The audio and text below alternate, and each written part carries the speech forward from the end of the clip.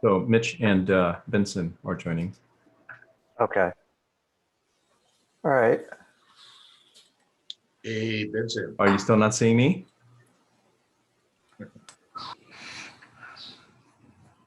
I see you. Hi, Benson.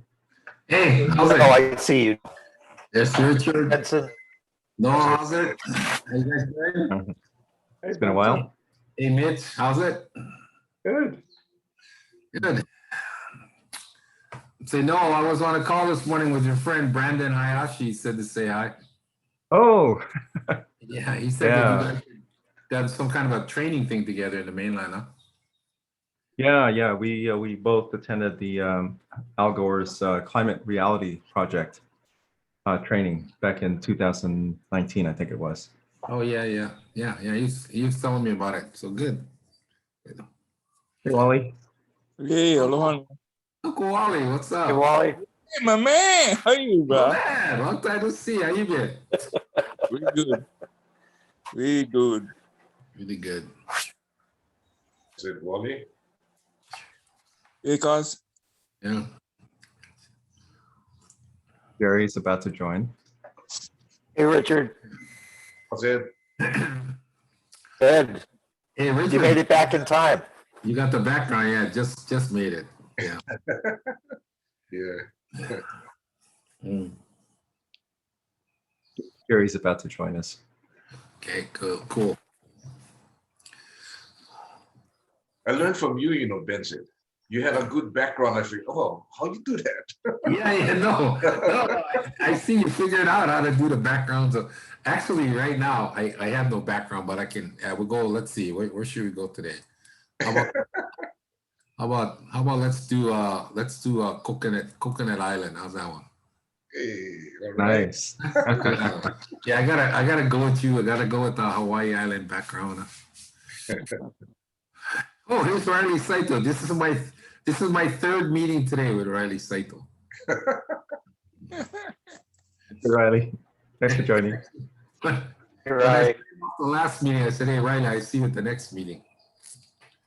So, The only other partner is Doug. He and I sometimes we go like 4 hours straight, back to back, different meetings. It's like we don't know what we're talking about, but you just keep going. Right? who said what to who? I don't know. You remember? Oh, that was 2 hours ago. I forget already. Yeah. Hey, Yoni. Thanks for joining. Thanks, Eoni. Good to see you again. Yeah. So we have this is a very casual meeting. People are probably going to be jumping in. Maybe some of them will be late. So we're free to start. And Benson, thanks very much for making time to join us. Problem. Great. Thank you. Lots of interesting, or just recently, yesterday actually, the news of the state fleet starting to accommodate EVs, and sustainability partners was prominently placed there too. So I think that's going to feed into our conversation today. I hope so. So Medicine is joining too.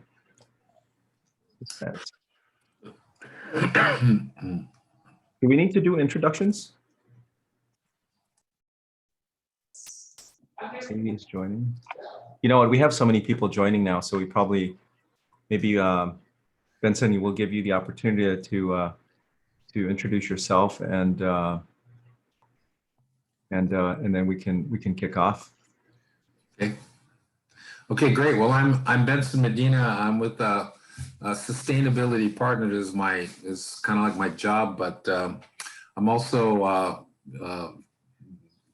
with the Native Hawaiian Chamber. Richard and I are, and then just working on a lot of projects and other things around Hawaii Island. I'm up in Volcano, so it's nice to be back here 3 days on Oahu. I couldn't wait to get back over. So yeah, that's basically me. And now we'll kind of get into it as things go on today. So okay.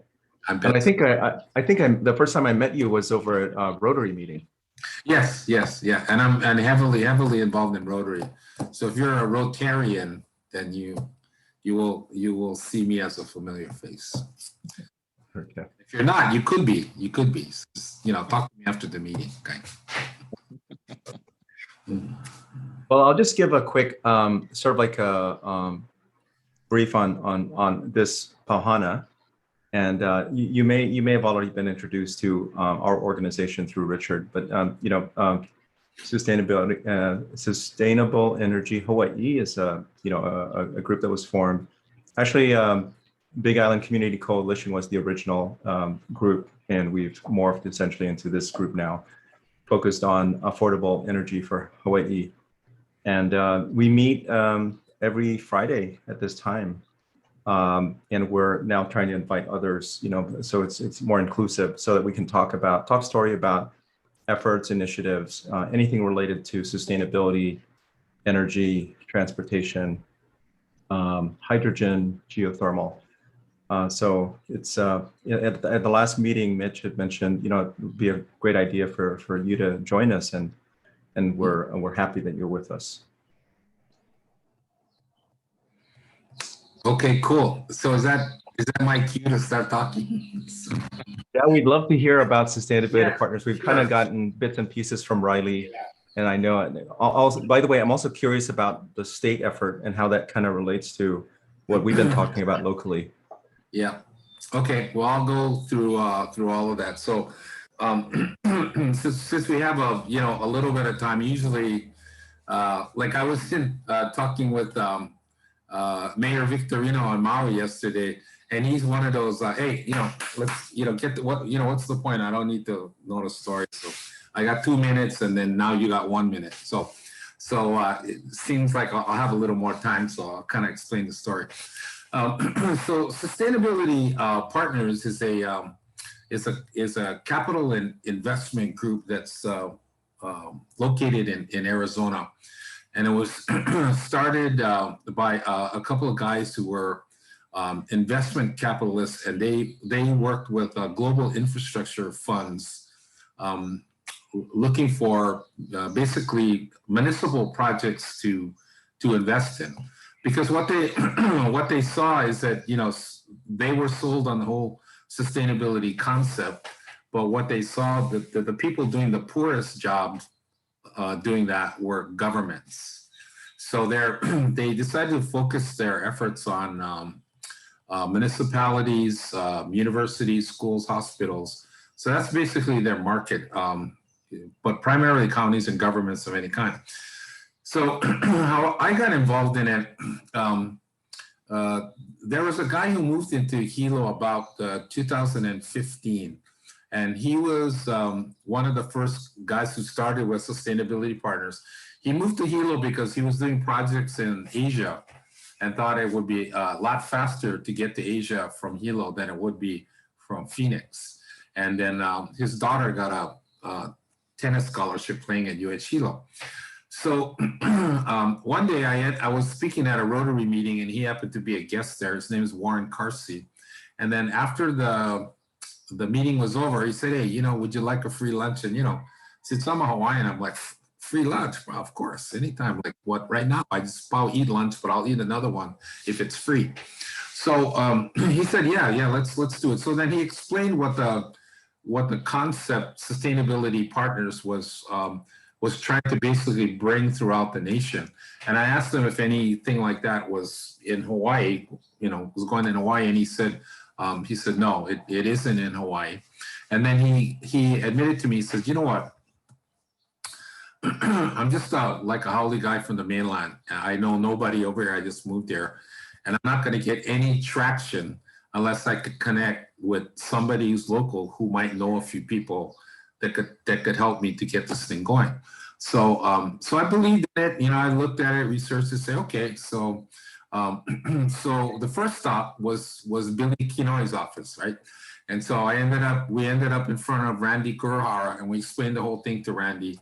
And Randy said, this thing sounds like a really great idea. But I think the issue is there in our current 103D, our procurement process, there is no way, I think, to procure something like what you guys do, right? So then we said, okay, but then in every meeting we went to, every place and every agency in every state and every county, the meeting always ended the same way. And that was, that's awesome, but I don't think there's any way to procure this thing.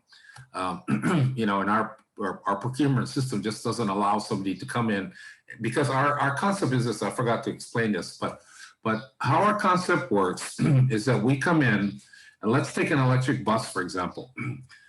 We would buy the bus, and you know, brand new full motor coach electric bus is like $1 million, right? We would buy it, we would own the asset, we would maintain it, and then we would charge the entity, like the county, for example, a usage fee that was based on some metric, and in this case, in a bus, it would be like per mile, right? And so the two big advantages right off the bat is that, one, they don't have to come up with $1 million for the bus, and the second thing is they don't have to maintain it. And you guys that are familiar with the county and state processes, that's a really difficult thing, because you just run out of money to you know, maintain something over a long period of time. So people were interested in the concept for that reason, and it allowed them basically the ability to either build or acquire infrastructure items, and this goes into like buildings, wastewater plants, whatever, without having to front all that money, which right now is really hard to get. So like I was saying, we were explaining this to everybody, and after about maybe 3 years of explaining it to anybody who would listen to us, one day 3 years ago, I happened to walk in to Riley Saito's office. So I walked into Riley's office and explained that, Riley, you don't know me, but I have money and I would like to give it to you, except there's no process, at least what I've been told for the last 3 years, to basically give you this money. So he immediately said, oh yeah, there is. And so you know, we started talking about you know, different ways in which you could do procurement based on energy improvement or energy efficiency. And so then what happened, of course, that he in the 2019 legislature was able to get through you know, House Bill 401 that allowed counties and the state agencies to procure things based on energy efficiency. Now that still wasn't enough. It still wasn't enough for people to try to figure this one out. So we went all the way up to the procurement director at that time, Sarah Allen, and said, okay, here's what we'd like to do. And she was gracious, gave us 3 hours of her time as we explained this thing. And then when we were done, she goes, you know, there's a very little used, hardly known item in all of these, you know, statutes of 103D that actually allows you to procure something by what's called statement of objectives. And what that means is that you state something really broadly and you put it out as an RFP. Like, for example, transportation say, well, we want to electrify transportation. We don't want to pay for any of the assets. We want to pay a per use charge, and we want to be able to get out of it in 30 days. And then you put that out to bid to see if somebody will to bid it with no figures, no like 1 billion. You know, you just put it out there as an open thing. So the State Department of Transportation decided to do that, and the reason that they did that is that Riley invited us to participate in a mobility conference in Colorado. Now, besides Riley and us, there were people from State DOT, State Energy, Ulupono. I mean, a lot of mobility people were there. And when they began to understand— And Benson, one important thing, there was another investor. Yeah, go ahead. Yeah, it was, because Riley is really the father of all this, you know. we needed to have kind of the energy people there, but also mainly procurement. So, you know, with DAGs and DOT, yeah, I represented kind of the county interest. The state, Ulupono was there, climate change was there, state energy office. But most importantly, we needed to, what we were heading for was a procurement methodology and understanding the gating items in order to enable the statute that was executed by the governor. So the two investors, and I didn't select the investors. It was done through Ulupono and the State Energy Office, since Ulupono was pretty much funding the government agencies to participate. So it was Pacific Currents, which is the HEI for-profit Right. subsidiary.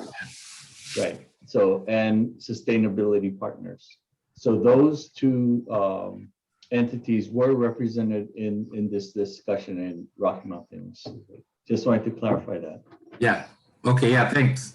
Yeah. I forgot. Yes, there's Pacific Current was there.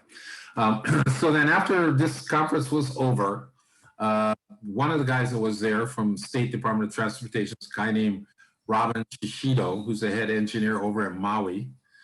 And so he went back and he proposed to his boss, who is Ed Sniffen, who's the Deputy Director of Transportation for Highways, said that, hey, we could procure electrification of transportation through this statement of objectives procurement. So then Ed, you guys know Ed's like, go for it, you know. So Robin took the time to put it together. They issued it in December 2019. So then Pacific Current was one of the people that actually bid on it, as well as us and other people. So we were awarded the contract in February of 2020. Now, because nobody had ever done a procurement like this, it was really complicated. So then the attorneys all had to get involved, the AG's office. So it took almost a year to come through all the details of who's going to be responsible for what, who's paying for this, who's paying for that. And so finally, we got the final contract signed off in December of 2020. And so now we were ready to deliver cars, and the State Department of Transportation, of course, Highways Division, was the first one out at the gate. Now, you might have seen in the press releases that they decided that they wanted to have Teslas. Now, there's some people going to have problem with that, with those optics that, you know, here's our government people driving around Teslas. But in the way that we calculate our user fee, we take the cost of the car, we take the infrastructure that we're going to have to put in, the charging infrastructure, and then we take a look at the maintenance costs of that car over 10 years, the expected mileage, and then it's simple division, and then you come out with a monthly fee. But when we started lining up all the other cars, the, you know, Chevy Bolt, Nissan Leaf, I mean, you know, Kia Kona and all that, the Tesla was actually the least expensive over 10 years. So, so because, you know, the procurement is basically already done, right? So we're not restricted to picking the lowest bidder. So because we don't have to pick the lowest bidder, what we do now is we pick the most reliable piece of equipment, because we're getting paid by the mile, right? So if the asset is working, we get paid. If the asset stops working, we don't get paid. So for us, we want to choose the most reliable thing, not the cheapest thing. So that's been a little bit of a change of paradigm for a lot of the state and county agencies that we're starting to work with, because they're used to the regular procurement, which is to choose the lowest bidder. So it's Benson, go ahead. with that, when we worked on the statute, it was based, it specifically says we would follow procurement procedures, but the RFP will be held, and the selection of the vendor or bidders would be done based on qualifications set by the government agency. So it intentionally wrote out lowest bidder, that it would base on qualifications. So if the qualifications said life cycle costs, that would be the qualification. Yeah. And so when HRS 3642 was actually drafted and enacted, that was the intent. Exactly. So that's why it's good to have Riley in the meeting over here. So the whole thing was just sort of this kind of idea, right? Until this week. So in this week, we delivered the first of these two cars the first one to the Department of Energy. So that's Scott Glenn's group. All right. And then the second one was to the DOT Highways Division. So a lot of you saw that it did get a lot of press. So all of a sudden, all of these people who we've talked to over the last 5 years who couldn't give us a meeting are now calling to schedule a meeting because now it's real. You know, it really can be done. So what the DOT is thinking right now is that they're planning to, over the next 10 years, to replace their entire fleet of everything. And a lot of, like, when I visit these counties, they are already starting, including Hawaii County, of course, a plan to basically electrify their fleets over the next 5-10 years. Even the transit, we met with Roger Morton in Honolulu. They have hundreds and hundreds of buses, and his plan was to completely overhaul them in about 10 to 12 years. Now, the issue really isn't really so much the vehicles, it's the charging infrastructure. Because right now, everywhere, there is no overall plan to address the lack of electrical charging infrastructure. So part of the meetings that we've been having with HELCO, or HECO now, no more HELCO now, with Hawaiian Electric, is to try to develop a plan now to install this infrastructure all over the place, because the whole electric vehicle thing is coming. When we met with General Motors people, they told us in the meeting, this was like a couple of years ago, that after 2034, we're not even going to produce internal combustion engines anymore. So companies are going full on into electric. Now there's, these Chinese companies like BYD, they got electric garbage trucks, bucket trucks. I mean, they're coming. Heavy equipment. Ford's coming out this year with, electric F-150. All these companies are racing now to produce SUVs and light trucks. And so in most of the vehicle fleets that we're seeing, state and county, large number, well, especially transportation, once we get to the SUVs and light trucks, it's going to be the majority of the fleet. But prior to that, of course, we gotta get all the charging infrastructure put in there. So that's really going to be more of the issue than getting the vehicles. So that's why it's garnering a lot of attention now, because they already can see that there are state agencies, and now the counties are going to start to fold in, where they're going to start electrifying. Now, maybe somebody knows this, but I was in a meeting yesterday with the DOT people, and they thought, or they believed, that there was some type of either existing bill or bill that was going to the legislature where, and I think, Riley, you and I talked about it, about the about 40% of fleet electrification by 2025, and you thought, I think, that it was more of a state thing more than a county thing.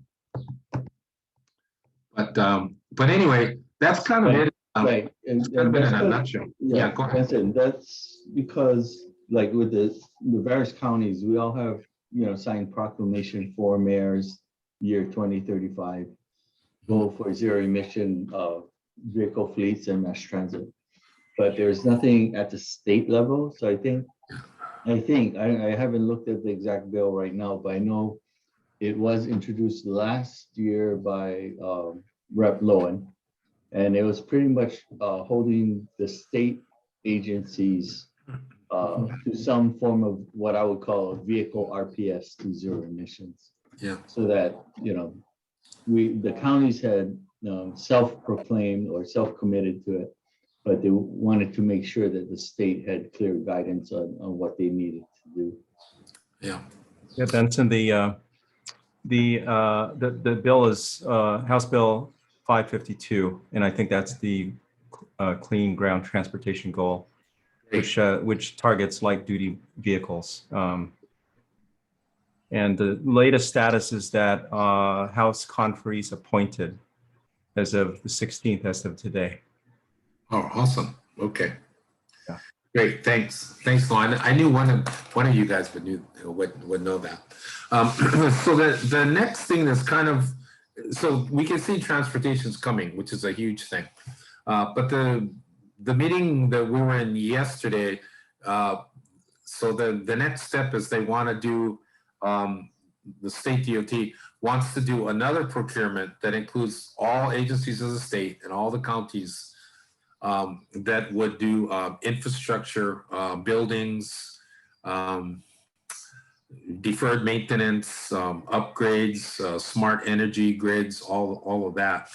And so I think, although transportation is going to be a huge one, but I think if they're able to put that one out and people utilize it, then that will be a major game changer, where facilities can now, new facilities being built can be more energy efficient, or existing facilities can be renovated to be more energy efficient. I mean, there's some agencies out there. I mean, we met with public safety, which told us that they had $500 million just in deferred maintenance to do. So yeah, we ought to. And then when I was talking with Ed Sniffen the other day, talking about this big bill that's in Congress, the infrastructure bill, the $2 trillion bill. So I said, what do you think we're going to get over here in Hawaii? And he said, we're probably going to get maybe $7 or $8 billion. And he said, well, and that's a lot of money. We'll be able to address, a lot of things with that money.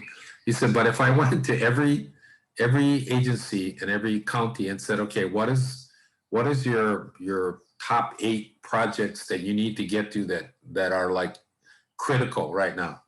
And they gave us the top 8.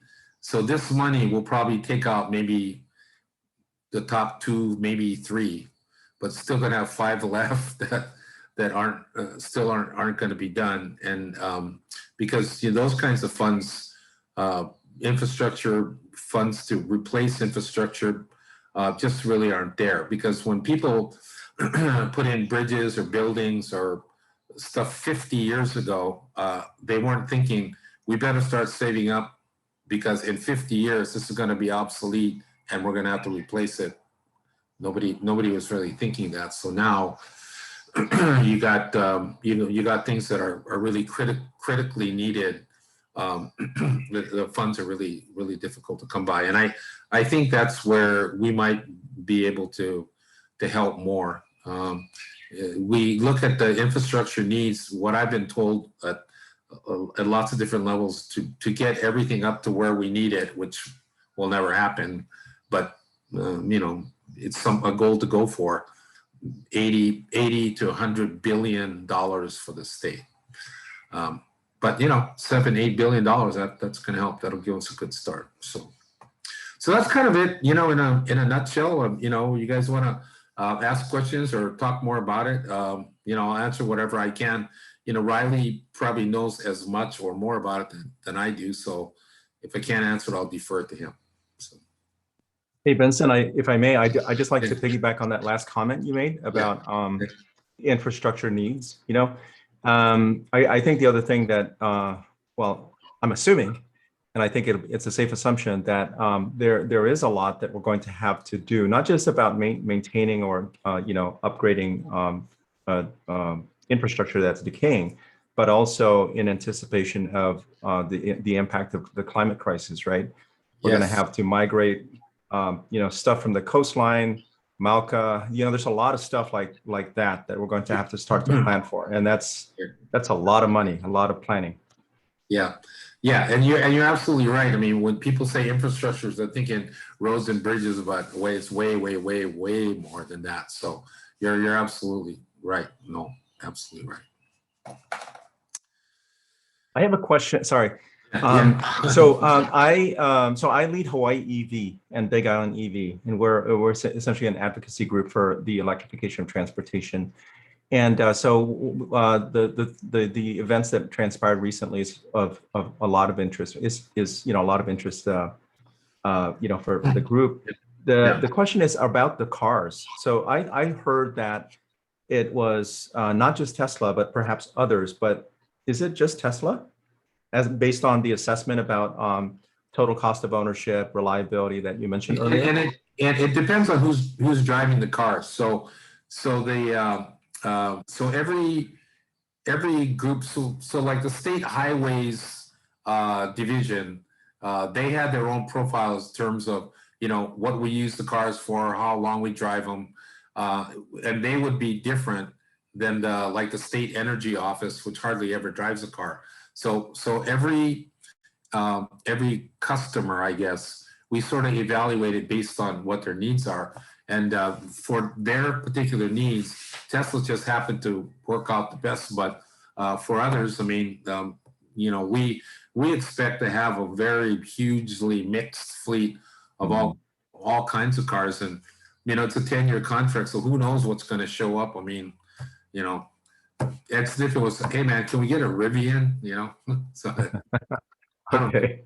yeah, so I think new players are going to emerge on the scene. You know, it really comes down to whatever that usage fee comes down to be. And so you know, it's just like any, you know, if you go out and buy a car and you can, you know, we'd all have a Maserati if it was only $150 a month, right? Or you know, whatever, some crazy expensive thing. But once we work all the costs of it down, whatever makes the most sense financially for the agency, like they can afford to make the payment, and then for us, it's really about the longevity of that the asset, right? So yeah, we're open. I mean, electric cars, man, they're gonna explode on the scene now, and you know, my concern is really you know, we were at the station the other night putting gas in. I was telling my wife, wow, let's take a picture of this, because in 20 years there are not going to be very many of these around here. And you know, I mean, they'll still be around for a while, but man, their charging stations are going to have to go everywhere. And when you talk to like Hawaiian Electric, I mean, it's hitting them in the face now. It's like, you know, we better start putting some infrastructure in here, because this stuff, you know, it's not like, you know, if it's coming, it's on the way. So yeah, including the energy systems, right? yes, exactly. And so Yeah. that's the other piece now. So our our contract is really electrification of transportation and all of the associated infrastructure. So we were kind of joking in our meeting, like, you know, we could put up a 500-acre solar field as long as it was connected to a car charger at the end, you know, because as long as it's connected to transportation, then yeah, whatever. So a lot of places, they're looking not just at the charging infrastructure, but the energy production part of it. And so that's pretty cool too. So That's why it was written as fueling and charging infrastructure. yep. So you left a hook for hydrogen. I'm glad to hear that. Yeah, there we go. I knew you were going to jump in there at some point. Yeah, So. and that's why it was written, Yeah. right? And fueling and charging infrastructure. Yeah. Before I get on my hobby horse, I have a question about what about unions? You know, the people that maintain the vehicles and all that kind of stuff. I mean, Yep. has there been pushback? Are they on board, or what's been the reaction so far? Are they going to support this? Well, so, you know, I mean, we knew that was going to be an issue going in.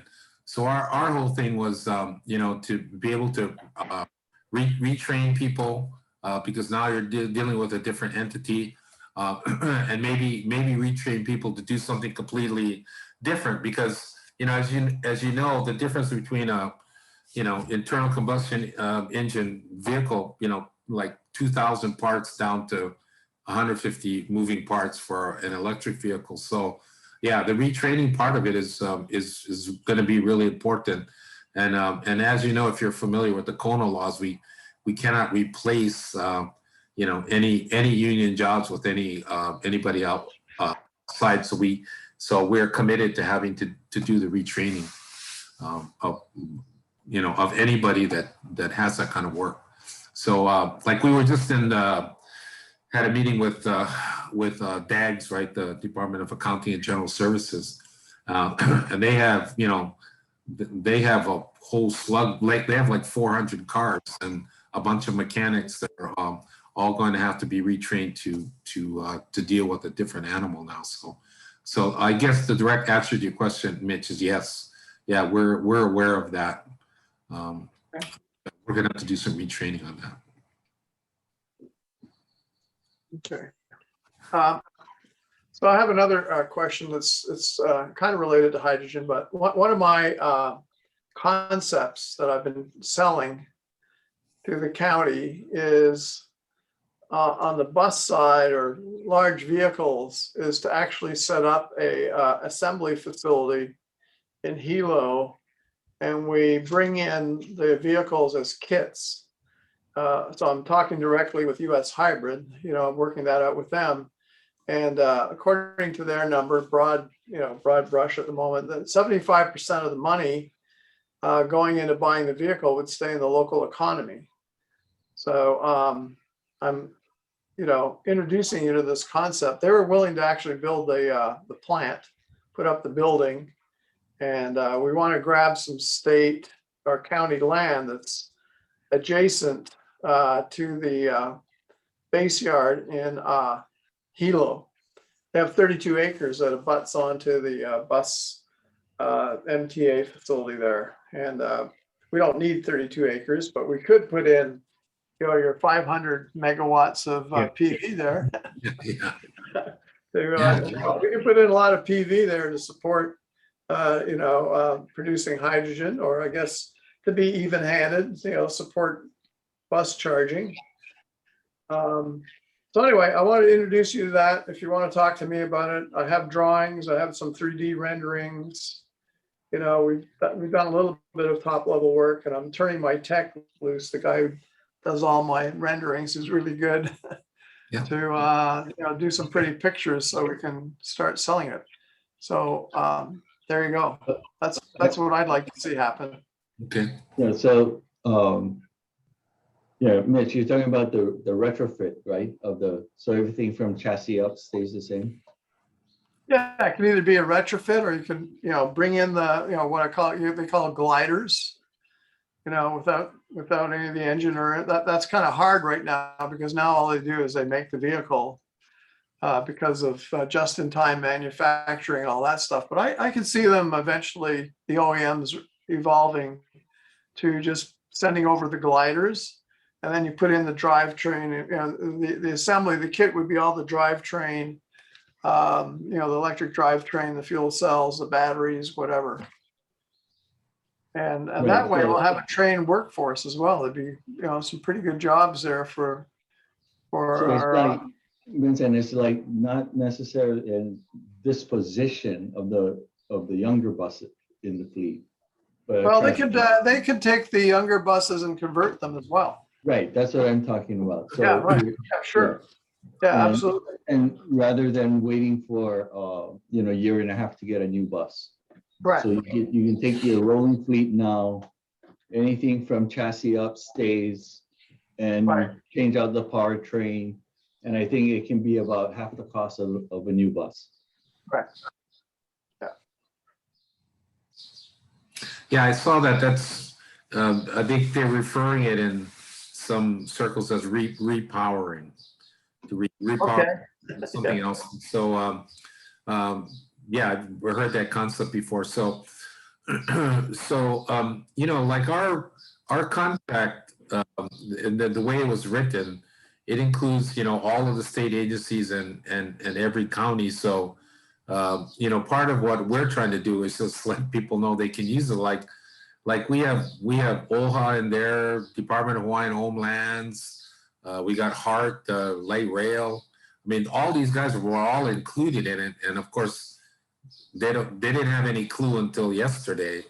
They heard the word Tesla. They got all excited. Yeah, and all of a sudden, like, we're in it. So yeah, so you know, and so because our customer is primarily the government, so like if Hawaii County, so if Mitch, you went to Riley and Mitch and all these guys, and they said, hey, yeah, we want to do hydrogen. That's our deal, and we just need the money to do it.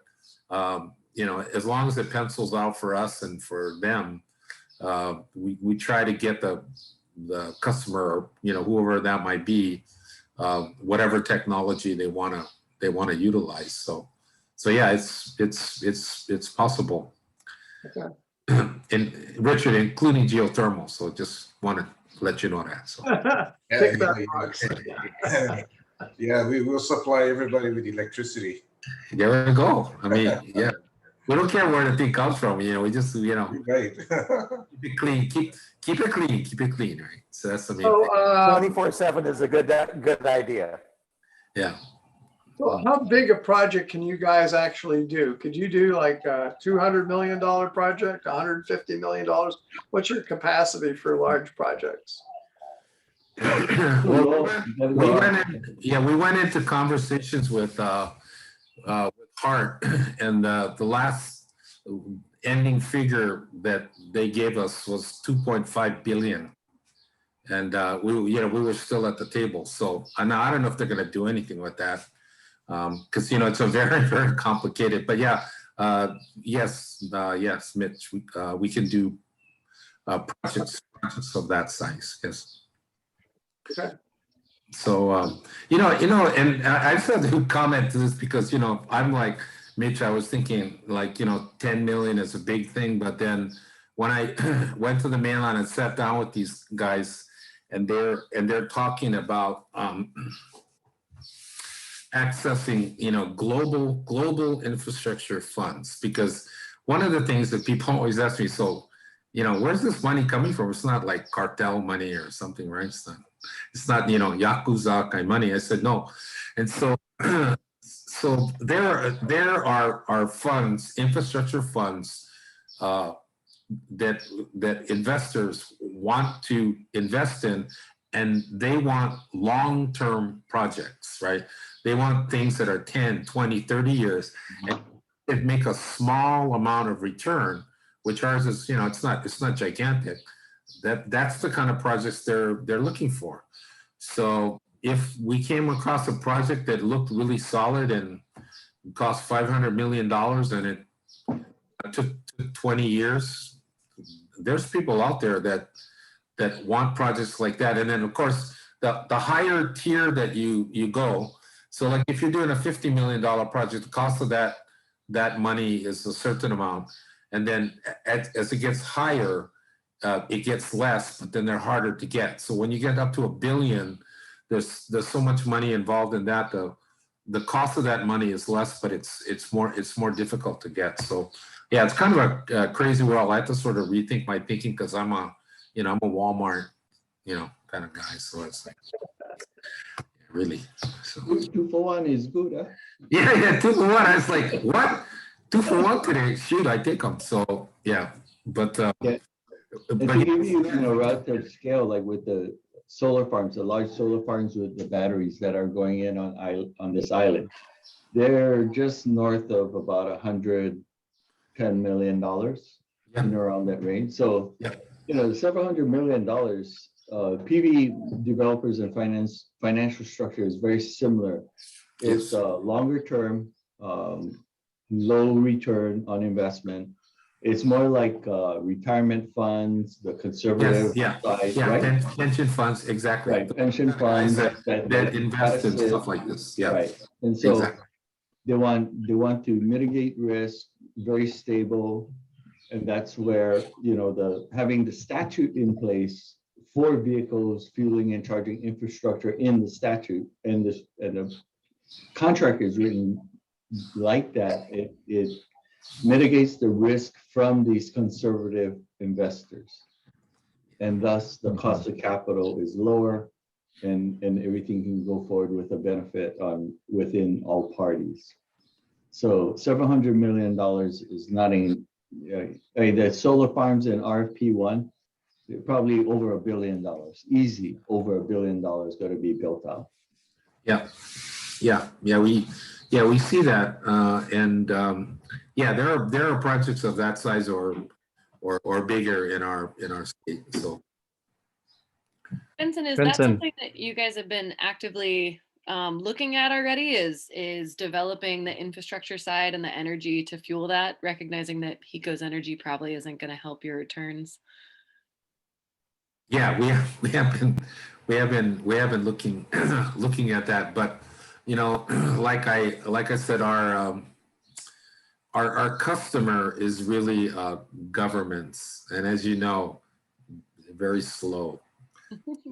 It's very slow on the uptake. So this what I just explained to you today, I've been explaining it to people for 6 years, and just Tuesday we delivered the first cars after 6 years of.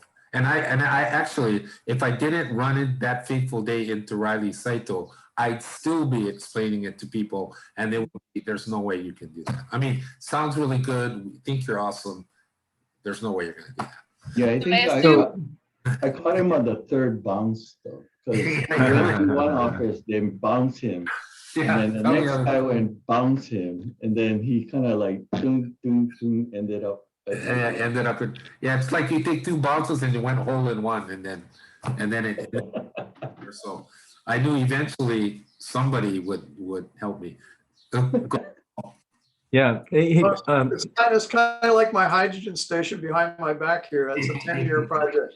Yeah. Here we go. Finally done. So Benson, does this mean that I think I may have asked this of you, Riley? This model, it's essentially transportation as a service, infrastructure as a service, but this specific model, which deals with transportation, fleet electrification, is this like the first for sustainability partners? Does it open the door to other similar projects, or is there other examples? I'll tell you this. No, this is the first one in the nation where I mean, at a statewide level, like different municipalities and counties have all done it, but at the statewide level. So when we went to deliver the car to the DLT on Tuesday, there were guys from the feds that came down from Washington because they wanted to see how the little state of Hawaii over here. And guys were from Pete Buttigieg's office calling the governor, and the governor's like, can you hold on? What did we do? We did what? So yeah, it's getting some airwaves out there. So as far as for sustainability partners, we've never done one like this across the nation at the statewide level. So so it's a big thing for us. I think it's hope it's a big thing for Hawaii, but even for people are going to start coming down. I mean, just based on the emails that I got. I mean, I got an email today from Department of Defense that wanted to know what this thing was about. Now, this and maybe some of you guys know, but I was asking Riley this, right? So, does the state of Hawaii have a Department of Defense? Is that like It's the National Guard. Yeah. Well, the National Guard.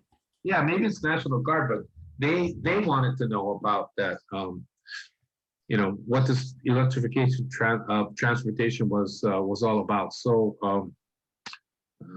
I think it's going to get some airplay, and it's kind of a ground breaking one for us as a state. But I think nationally, this is the first that I know, that I'm aware of, that's ever happened at a state level. So, yeah, we could not, when we're writing the law or taking it through, that's one of the first questions you get asked, right? Is this in any other jurisdiction? And I mean, the state energy office, other folks, we all look to try and point to that, but there's nothing to point to. Yeah.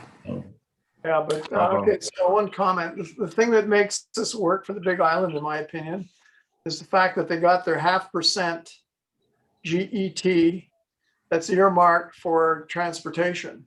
And the key is to make sure that GET income is protected from all the other guys are going to have their hands out trying to grab it for their little projects. So there has to be a real push on the county government not to allow these other agencies in the county to take that money for their projects. It has to be ring fenced to support public transportation. Yeah.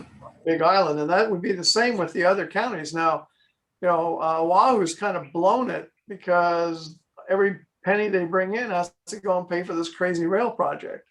Whereas Kauai and Maui, they got their 0.5%. And I've been talking to the Kauai guys. I've given them 2 or 3 presentations, and I've heavily promoted this program to them, and they're very interested in it. FYI, in case you haven't already talked to them. So, and Maui's the next target on my list of targets. So, or, of course, I'm flogging hydrogen, but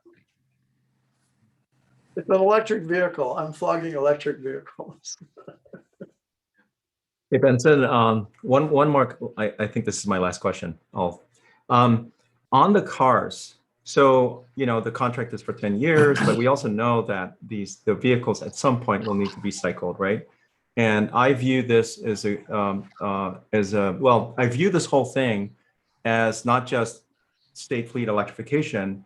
I see it as a way to help people understand what the benefits are, because you have state employees getting behind the wheel.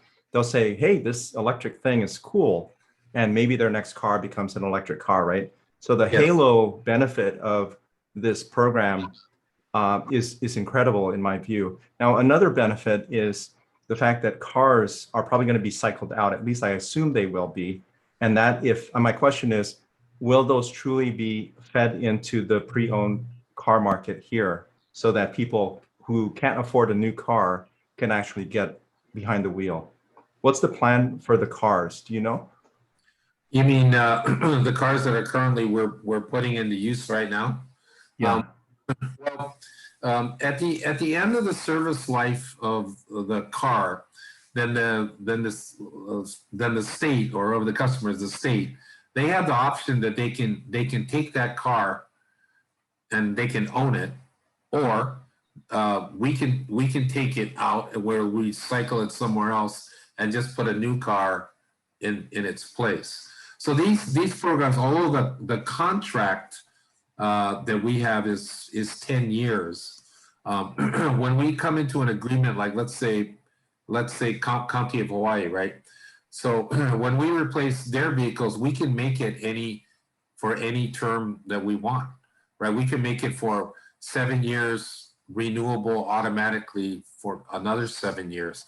So our hope, right, is that our program works well enough so that it can be evergreen, right? So that when a vehicle, like for example, here's a great example, are the buses, right?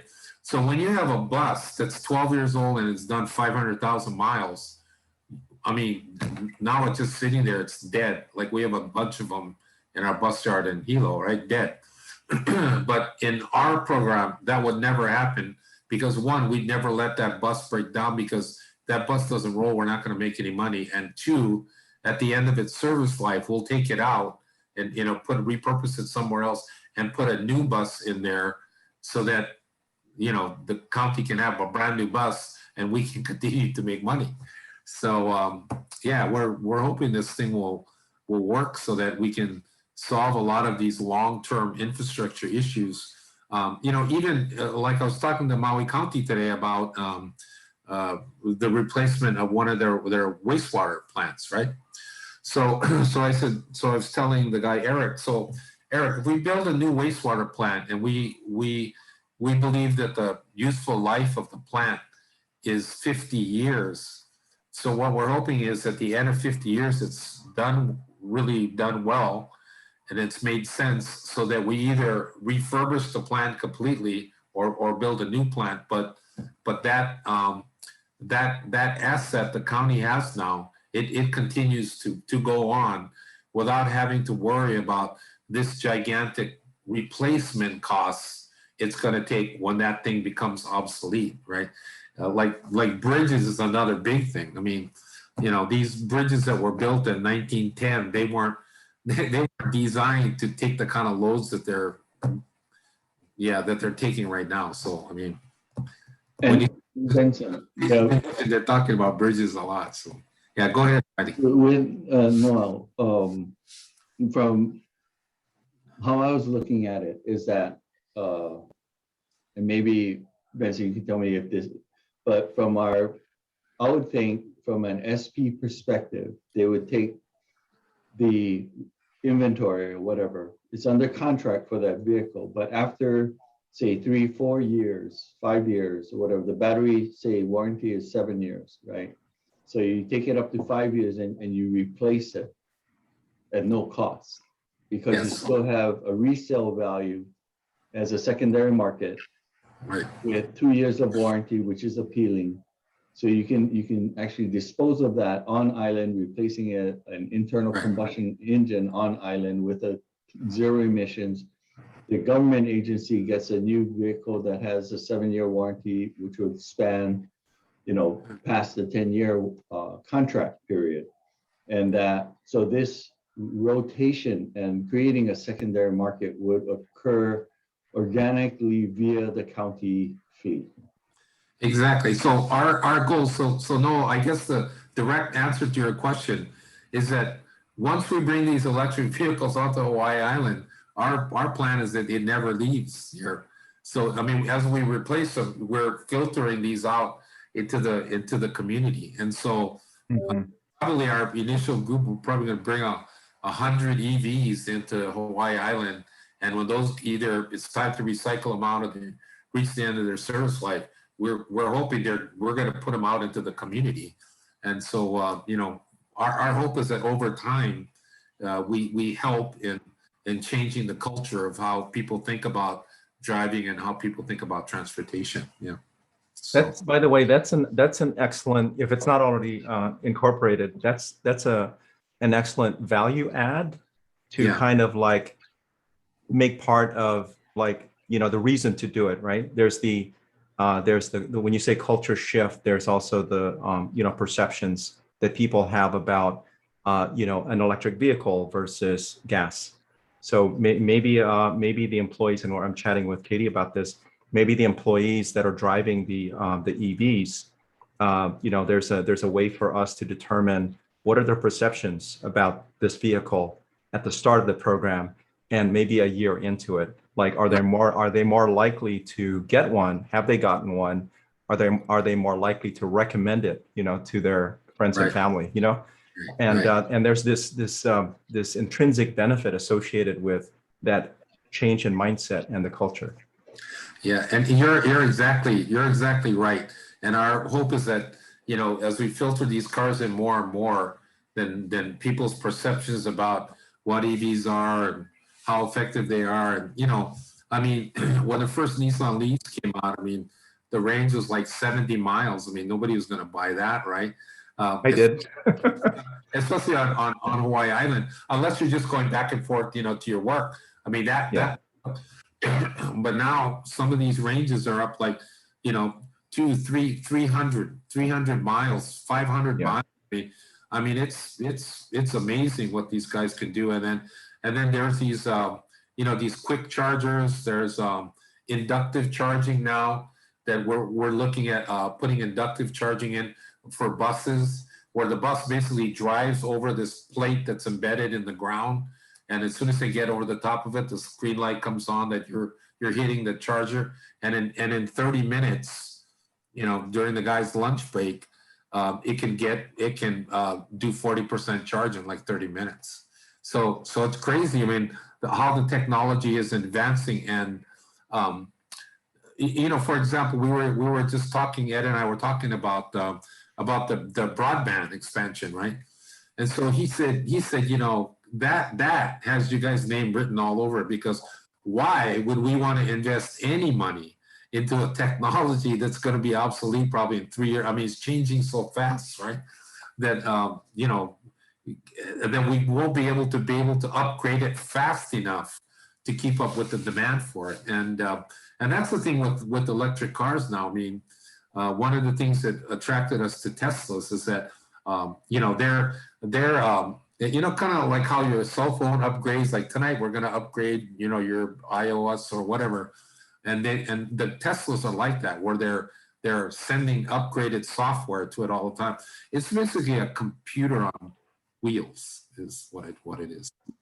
So yeah, all those technological things and culture shift and whatever, those are things that, I mean, we didn't start out thinking that, but people like you guys brought it to our attention that, wow, this is a tremendous value add, and now we incorporate that into our discussions about, you know, why the whole EV thing is important.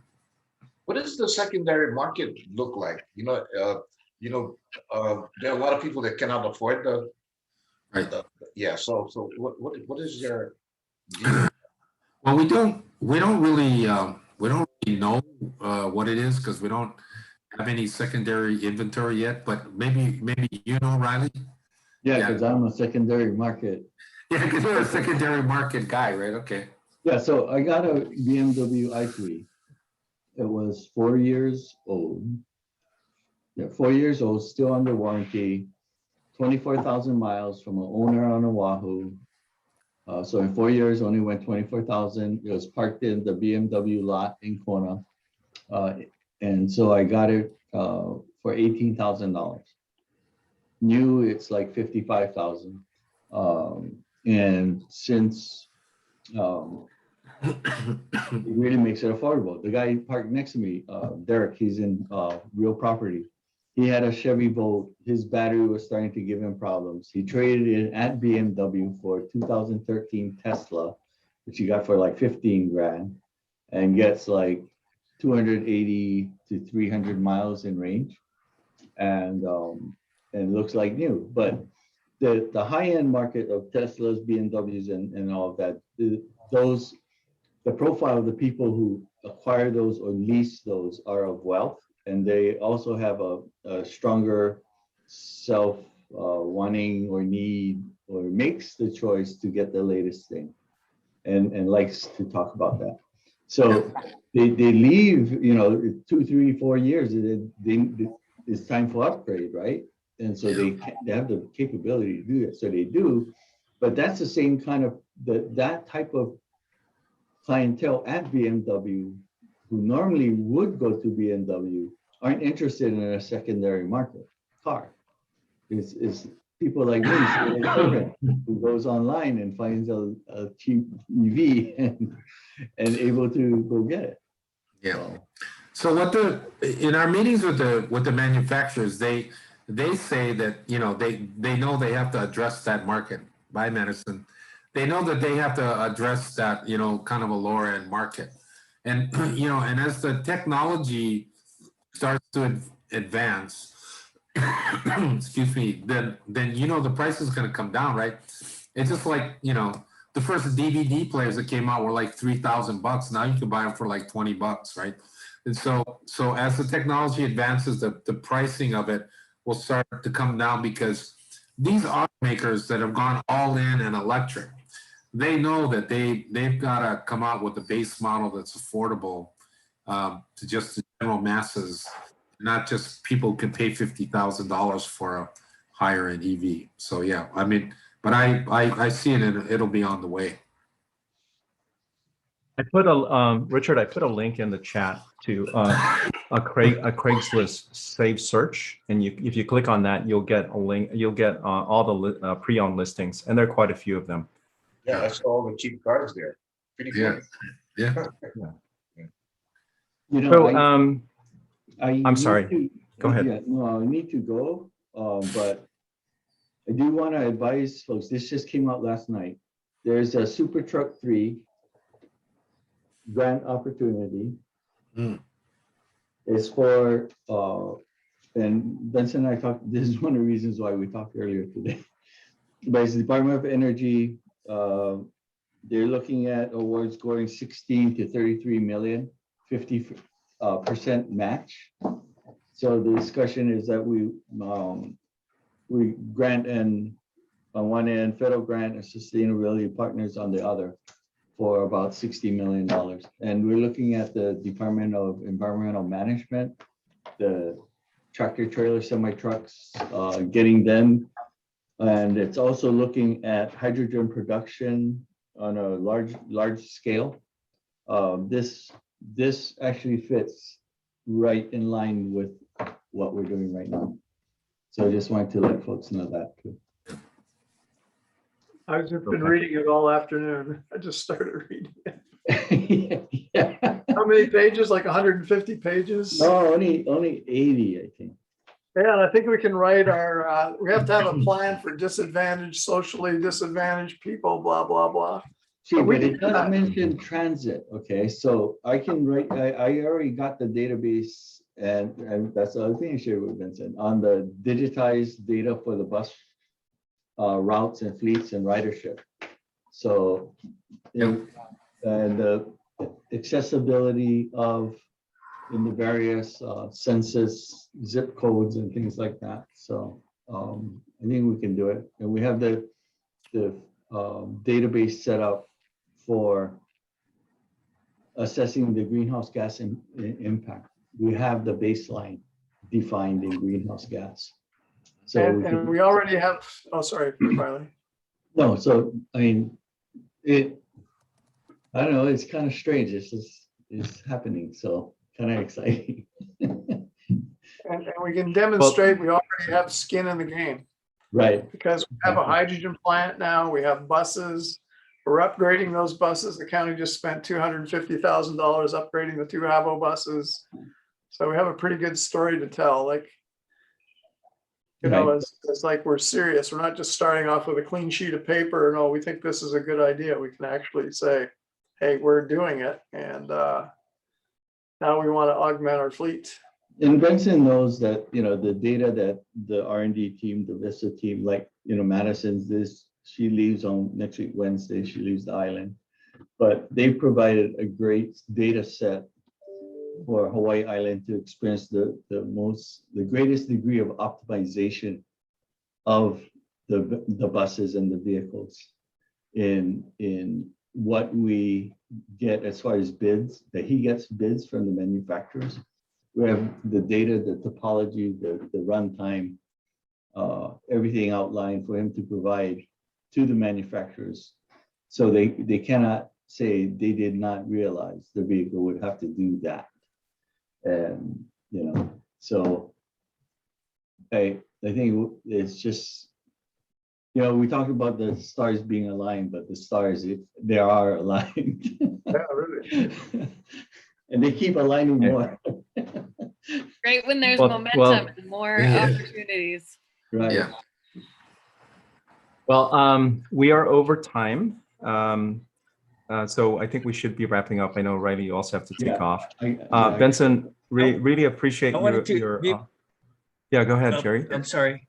Before Riley leaves, I wanted to bring his attention to House Bill 561, Senate Draft 2, which is detrimental to Yeah, the biomass hydrogen plant. as well as, yeah, so Yeah, if I'm on that. it's too late for testimony, but Right. if you could write a letter to the chairs. Yeah, I have my eye Okay. on now. Okay, great. Thanks, Jerry. Thanks. Well, thanks, everybody. Benson, I really appreciate your Yeah. time. Yeah. No Great problem. information. Looking forward to collaborating. Reach out to Have a me great anytime. weekend. Oh, I want you for my Thanks, Benson. Hawaii show still, Okay. Benson. You're not off the hook. Okay, yeah, no problem. Don't let that stand the energy man snag you. Okay. Aloha. Aloha. Thanks, Benson. Yeah, aloha. Brought up, Okay, Benson. Wally. Be Good to good. see you, man. Good to see you, brother Wally. Take care. Bye-bye. All right.